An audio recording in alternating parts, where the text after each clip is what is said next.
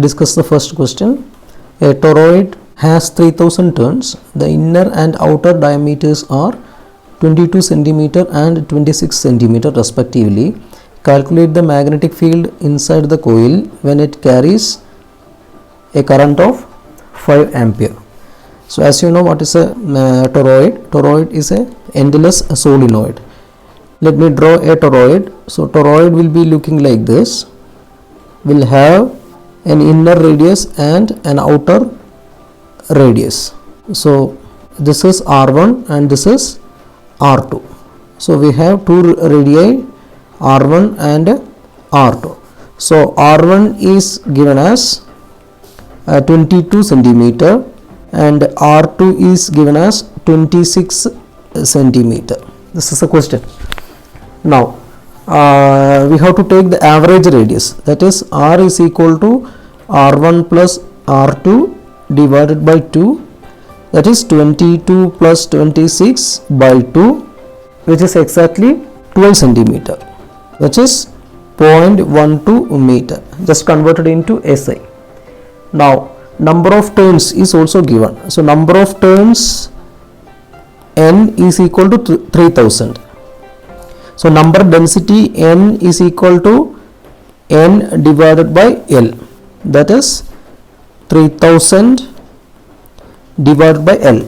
L is the length of the toroid, which will be 2 pi r, the perimeter. So L equal to 2 pi r. So I can write it as 2 pi into r. R is the average radius, which is 0.12. So I am writing into 0.12 meter. Okay, let it be equation number 1. Now equation for magnetic field I want to find. So magnetic field equation, B equal to mu 0 Ni. Mu 0 Ni for toroid. For solenoid also the same equation. The only difference is the number density. So mu 0 I know already. Mu 0 is equal to 4 pi into 10 raised to minus 7. So I can substitute 4 pi into 10 raised to minus 7 into N. N is this value, that is 3000 by 2 pi into 0.12 into current. Current is given as 5 ampere. Is 5.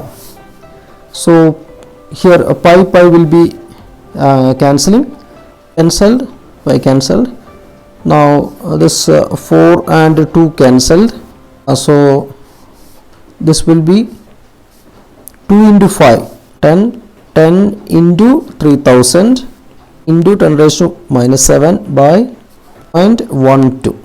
This is equal to you just divide it by 17 by multiplying 100 on both sides, numerator and denominator. Remember, you are not allowed to use the calculator. So final answer will be 0.025 and the unit of magnetic field is a Tesla. So this is the answer. Now this is another question. You can see a wire which is stretched as shown in figure, in which a current of 3 ampere also passes through the wire. Here we want to find the magnetic field due to this wire at the point O. So we have 3 sections of wire. So let me draw the diagram once again. So this is basically a wire of a semicircle, only actually 1 by the total arc of a circle. Okay, this is the question. So here we have a series of structured wires like this. So I am redrawing that diagram. Basically the shape of the wire. 3 ampere of current passes through the wire as in this form, and this is actually a part of a circle, an arc which is substance at a O, and this is given as 90 degree. So what is it meaning? Its meaning is only 1 by 4th of the total arc or total perimeter, and the amount of current passing through the wire is 3 ampere. That is also given. Now this side is 5 centimeter and the magnetic field due to each wire at the center O. Now just consider the wire AB here and CD. So let me tell you one thing. The magnetic field due to CD wire will be 0. Why? Because we know the equation for magnetic field dB is equal to mu 0 by 4 pi dl sin theta by r square. So here you know that theta, when theta becomes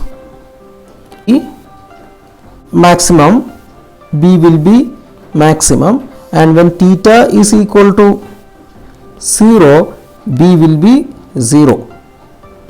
B will be 0. So here you can see the wire AB makes an angle 0 with the radius BO. So we can tell that magnetic field vanishes because of the wire AB and CD. So you don't want to bother about it. Now we want to consider the wire BC. So BC is actually a wire just like magnetic field produced by a loop. So we know its equation already, that is magnetic field due to circle at the center. Suppose if I draw a circle, complete a circle like this, then the magnetic field due to current loop at the center will be mu 0 I by 2r. It's very simple equation, mu 0 I by 2r. But here length only 1 by 4 times of the, can take the magnetic field as 1 by 4 times of mu 0 I by 2r. So which I am writing 1 by 4 into, so has value 4 pi into 10 raised to minus 7 into current. Current is 3 ampere by 2 into r. So r is the radius, which is equal to 5 centimeter. So which is equal to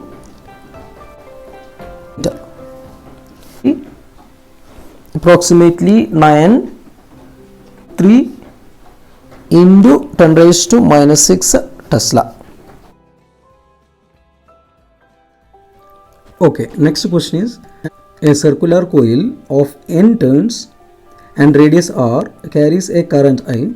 It is unwounded and rewounded to make another coil of radius r by 2. Current I remaining the same, calculate the ratio of magnetic moment of the new coil and the original coil. So here we have some coils. Actually we are just rewinding the first coil to a new coil so that the radius of the new coil will be half the radius of the original coil. So we want to find the ratio of magnetic moment. So first of all let me write the equation for magnetic moment. Magnetic moment M equal to NIA, where N is the number of turns, I the current, A is the area of cross section. So I can write it as N into I into A. A is pi r square. Why pi r square comes? It is because the coil is in circular way. Now the new magnetic moment I can write Mn is equal to n dash I pi r by 2 square. Now the ratio of two magnetic moments, that is M by Mn equal to Ni pi r square by n dash I pi r by 2 whole square. So you can cancel I, pi and r. Now here the length of the wire will be the same. So I can write n into 2 pi r. Why 2 pi r? 2 pi r is the perimeter, means the total length of the solenoid, is equal to n dash times 2 pi into r by 2 for a new coil. So n dash is the number of turns in the second coil, means the new coil, and r by 2 is the radius of the new coil. So length will be same, means if you have a 100 meter of a wire, the first you are making this 100 meter wire into a particular coil, then after that the same length you are making another coil in which the length of the wire will be constant but number of turns may be different.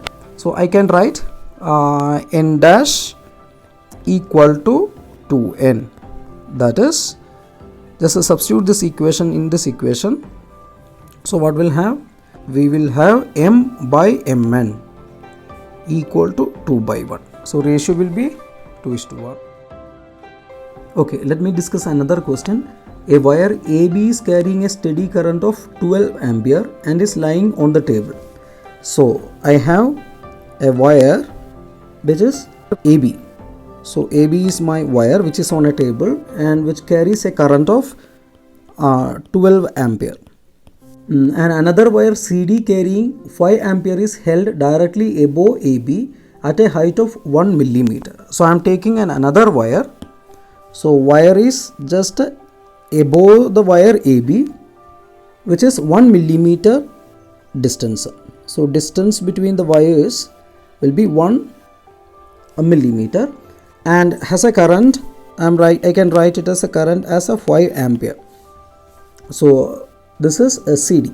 Now, so that it remains suspended at its position.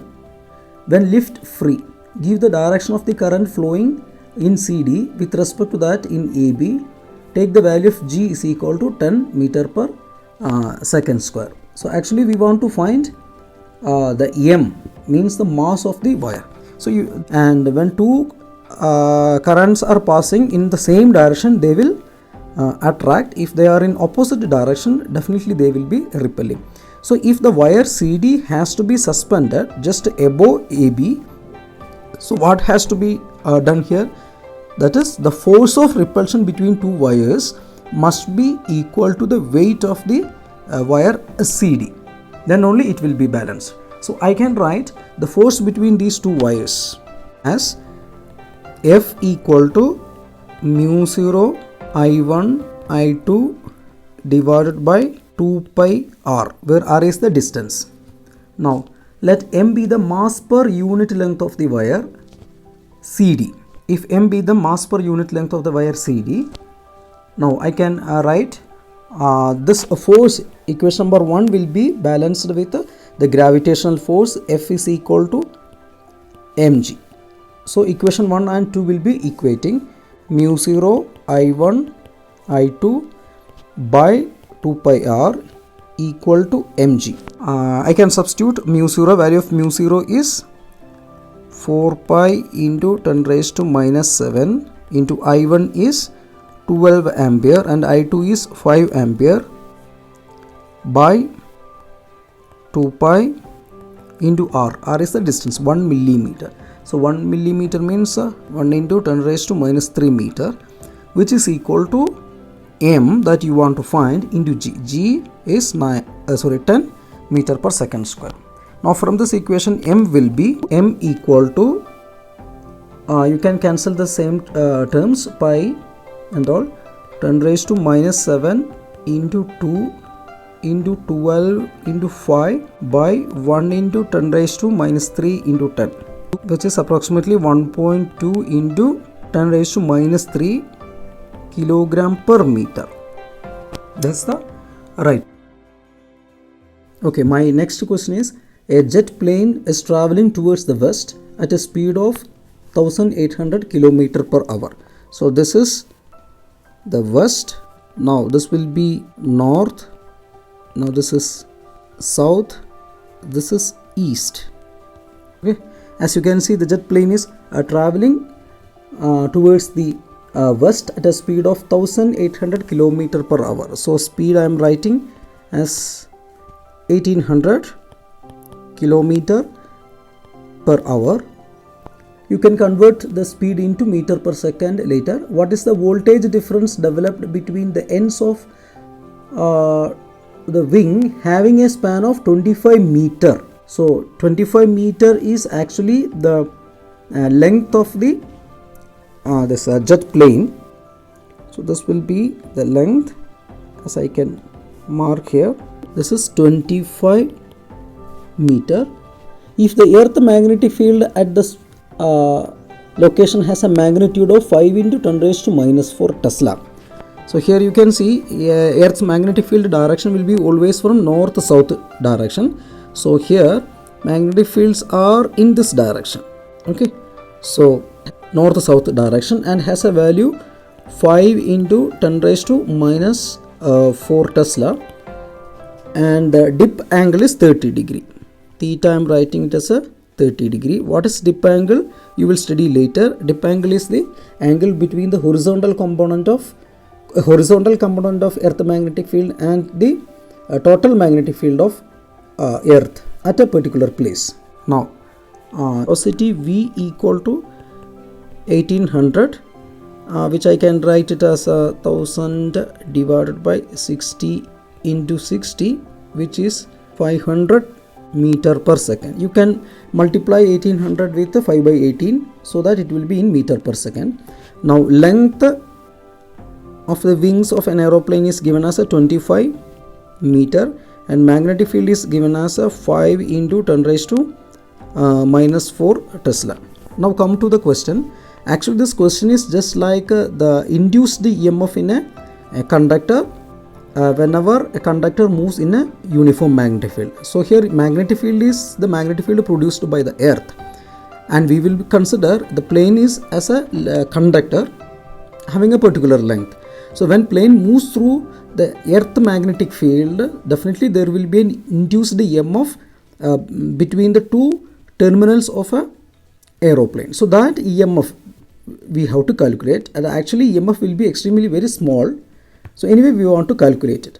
So let me write the vertical component of earth magnetic field as BV equal to B sin theta, where theta is the angle of dip. Now you may have an idea about the angle of dip, that is sin theta equal to BV divided by B, that is the ratio of vertical component to the total magnetic field.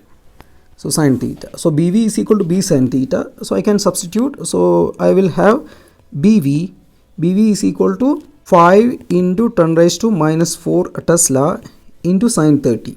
So it will be 5 into 10 to the power of 4 Tesla into sin 30 is 1 by 2. So which is 2.5 into 10 to the power minus 4 Tesla. Now induced EMF is actually the EMF of moving conductor, that is the motional EMF. So motional EMF epsilon is equal to BLV, we have studied. So B is 2.5 into 10 to the power minus 4 into L, length of the wingspan, which is 25, into velocity is 500 meter per second. So this will be 500 into 25 into 2.5 will be approximately 3.125 volt. Now you may ask one doubt, why don't we substitute B directly? B is given as a 5 into 10 raised to minus 4. This is B, which is 5 into 10 raised to minus 4 Tesla. So in this equation epsilon is equal to BLV. Why don't we substitute B 5 into 10 raised to minus 4, and what is the need of taking angle of dip? Now you may ask, why don't we take this B 5 into 10 raised to minus 4 in this equation epsilon is equal to BLV? Because earth has two components of magnetic field. One will be horizontal component and another will be the vertical component. We have poles and equators. So in equator, horizontal component has a maximum value, and in pole, vertical component has a maximum value. So whenever a plane moves in this particular direction, it cannot take only through a horizontal component or only in a vertical component. It will be a combination of horizontal and vertical. So an angle of consideration must be included. That is why we have taken angle of dip. In later classes, we will study what is angle of declination also. Now our next question is, figure shows two long coaxial solenoids, each of length L. So let me write the length of solenoids is L, capital letter L. The outer solenoid has an area of cross section A. So area of cross section is A, and the number of turns per unit length N1. So number density I am writing, number density is given as N1. The corresponding value of the inner solenoids are also A2 and N2. So here I can write the length will be the same for both the conductors, both the solenoid, and area of cross section, let me write it as A1, and for the second solenoid it will be A2, and for the first solenoid number density will be N1, and for the second solenoid the number density will be N2. Now what we want to find, write the expression for self-inductance L1, L2 of two solenoids and their mutual inductance M. Hence show that M less than root of L1 and L2. So as you can see the two solenoids and we know the self-inductance of the first solenoid. So self-inductance L1 I can write it as mu 0 N1 square A1 L. Now this is my equation number 1. Now for a second solenoid self-inductance I can write it as L2 equal to same equation mu 0, but number density N2 will be coming, so N2 square, and area cross section A2 into length. This is my second equation. Now the mutual inductance of the given solenoid I can write it as M. So M equal to mu 0 N1 N2 then A2L. Why A2L? Because mutual inductance is a property of a pair of coil. Now let me write it as equation number 3. Now from equation 1 and 2 I can write L1 into L2. Just multiply and take the square root. So L1 L2 I can write it as mu 0 N1 N2 L into root of A1 A2. So when I take root of this one, okay, now what will happen? A1 is greater than A2, so I can write it as root of A1 A2 will be definitely greater than A2, so mutual inductance will be also less than, that is M will be less than root of L1 and L2.